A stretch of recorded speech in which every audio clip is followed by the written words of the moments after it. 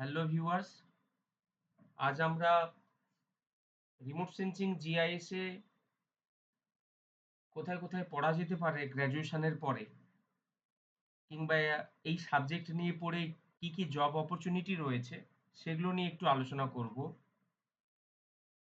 শুরুতেই বলবো, geography honours করার পরে বা জিওগ্রাফিতে 4 ইয়ার্স কোর্স কমপ্লিট করার পরে কিংবা 3 ইয়ার্স কমপ্লিট করার পরে যে সমস্ত অ্যালাইড সাবজেক্টে মাস্টার্স করা যায় দিয়ে কেরিয়ারটা অন্যগ্রাফি নিয়ে যাওয়া যেতে পারে, এবং যেটা বর্তমান দিনে যার গুরুত্ব রয়েছে জব পাওয়ার নিরিখে, তার মধ্যে একটি অত্যন্ত গুরুত্বপূর্ণ ডোমেন হলো রিমোট সেন্সিং জিআইএস বা জিও ইনফরমেটিক্স।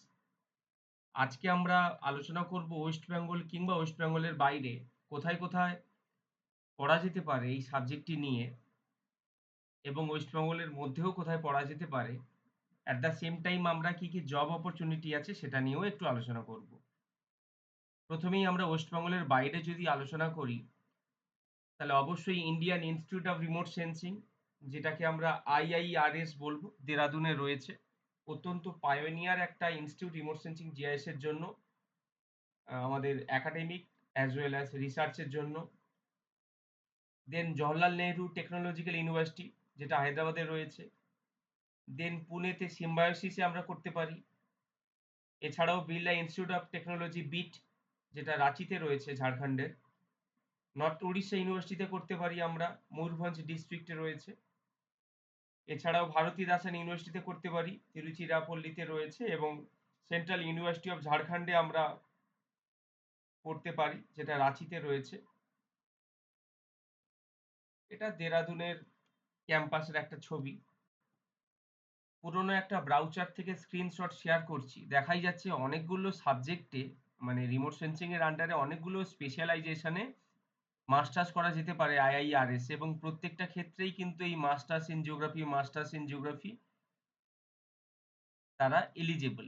কিন্তু এখানে বলে রাখি, এইটা খুবই ইম্পর্ট্যান্ট, ইন্টারমিডিয়েট বা প্রি ইউনিভার্সিটি লেভেল, কলেজ স্তরে কিংবা 10+2 তে সায়েন্স স্ট্রিম থাকতে হবে with at least any 2 subject out of physics, chemistry, math, statistics, biology or computer science. ফলে হিউম্যানিটিস নিয়ে পড়া ছেলেমেয়েদের জন্য কিন্তু এখানে চান্স পাওয়া প্রবলেম হতে পারে। এটাই পুরোনো একটা ব্রাউচারের আমি জাস্ট স্ক্রিনশট দেখাচ্ছি, কারণ জিওগ্রাফি যে এখানে একটা অপশন রয়েছে প্রত্যেকটা ক্যাটাগরির ক্ষেত্রেই, সেটাই তুলে ধরার জন্য। জওহরলাল নেহরু টেকনোলজিক্যাল ইউনিভার্সিটিতে পড়া যেতে পারে, যেখানে এমএসসি ইন জিওগ্রাফি হচ্ছে এলিজিবিলিটি, 30টা মতো সিট রয়েছে, এবং এমটেক ডিগ্রি দেওয়া হচ্ছে ওটাতে, রিমোট সেন্সিং ইন জিআইএস এ। বিটে পড়া যেতে পারে, যেটা বললাম, বিড়লা ইনস্টিটিউট অফ টেকনোলজি রাঁচিতে। এটাতেও কিন্তু গ্র্যাজুয়েটস ইন জিওগ্রাফি হলেই অ্যাপ্লাই করা যায়। সিম্বায়োসিসে পড়া যেতে পারে পুনেতে, 60টা মতো সিট রয়েছে, খুব ভালো ক্যাম্পাসিং রয়েছে এখানে, এমএসসি হয় জিও ইনফরমেটিক্সে। তার এলিজিবিলিটির ক্ষেত্রেও কিন্তু গ্র্যাজুয়েট ইন জিওগ্রাফি রয়েছে। এখানে বলা ভালো, graduate from open universities or students having a degree through a correspondence course are not eligible. মানে রেগুলার স্টুডেন্ট হতে হবে, করসপন্ডেন্স কিংবা ওপেন ইউনিভার্সিটি স্টুডেন্টরা কিন্তু এখানে এলিজিবল নয়। ভারতী দাসানে পড়া যেতে পারে, তামিলনাড়ুর অত্যন্ত ভালো একটি ইউনিভার্সিটি, যেখানেও কিন্তু জিওগ্রাফিতে বা জিওইনফরমেটিক্সে মাস্টার্স লাগছে, তারপরে আমরা এমটেক করতে পারি এখানে। নর্থ উড়িষ্যা ইউনিভার্সিটিতে করা যেতে পারে, এটা পুরোপুরি সেলফ ফিন্যান্সিং কোর্স, ফলে খরচটা একটু বেশি হবে, 30টা সিট। ওয়েস্ট বেঙ্গলের মধ্যে আমরা বিদ্যাসাগর ইউনিভার্সিটিতে করতে পারি, একটা স্টেট ইউনিভার্সিটি, অনেক প্রথম থেকেই এখানে এই কোর্সটি রয়েছে। 58 সিট ছিল। একটু সিটের সংখ্যাগুলো বিভিন্ন ইউনিভার্সিটির ক্ষেত্রে আপ টু ডেটেড হতে পারে।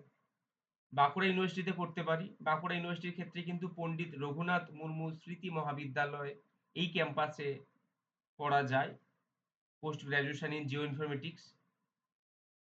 কাজী নজরুল ইউনিভার্সিটিতে পড়া যেতে পারে, যেটা মেন ক্যাম্পাসেই, ওখানে আবার পিজি ইন জিও ইনফরমেটিক্স বলা হচ্ছে, 30টা সিট। এছাড়াও প্রাইভেট ইউনিভার্সিটি কিছু রয়েছে কলকাতায়, যেমন জেআইএস ইউনিভার্সিটি রয়েছে এবং টেকনো ইউনিভার্সিটি রয়েছে কলকাতা। ফলে পড়ার অপরচুনিটি প্রচুর ওয়েস্ট বেঙ্গলে কিংবা ওয়েস্ট বেঙ্গলের বাইরে।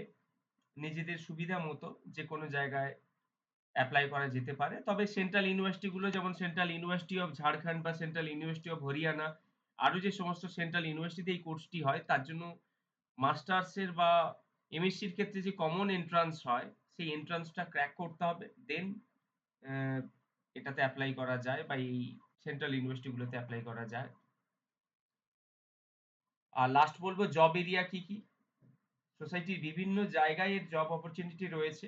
অ্যাজ এ জিআইএস অ্যানালিস্ট বা প্রজেক্ট ম্যানেজার কিংবা জিআইএস ইঞ্জিনিয়ার কিংবা সফটওয়্যার ডেভেলপার হিসাবে বা রিসার্চ অ্যাসোসিয়েট হিসাবে বা প্রজেক্ট সায়েন্টিস্ট হিসাবে কিংবা বিভিন্ন রিজিওনাল বা সেন্ট্রাল স্পেস অ্যাপ্লিকেশন সেন্টার গুলোতেও কিন্তু এই কোর্সের পরে এপ্লাই করা যেতে পারে। তবে মেক্সিমাম ক্ষেত্রেই যেটা দেখা গেল জিওগ্রাফিতে মাস্টার্স করে গেলে এমটেক এর সুবিধা থাকে। যার আ জায়গাটা অপরচুনিটির ক্ষেত্রে কেরিয়ারে আরো বেশি। ফলে আজকে আলোচনা করলাম জিওগ্রাফি অনার্স এর পরে কিংবা জিওগ্রাফিতে মাস্টার্স করার পরে জিওগ্রাফিতে না পড়তে চাইলে রিমোট সেন্সিং নিয়ে এগোলে কোথায়, কোথায় পড়া যেতে পারে এবং কি, কি জব অপরচুনিটি রয়েছে। Thank you. আজকে এটুকুই। পরবর্তী কোনো ভিডিওতে আমরা অন্য কোনো ইস্যু নিয়ে বা অন্য কোনো টপিক নিয়ে আলোচনা করব।